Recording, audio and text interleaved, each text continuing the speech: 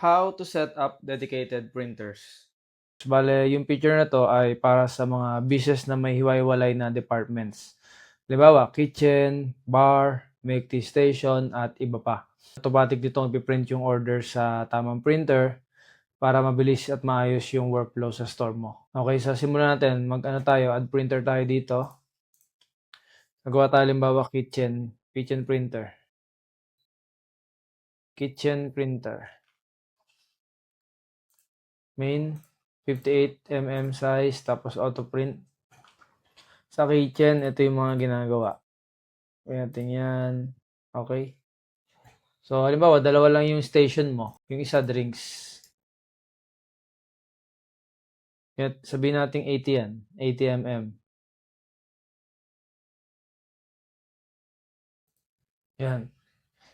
Great. So, okay na. Meron tayong dedicated printers na na-setup. Bali sa POS, sa app, nilalabas dyan printer settings.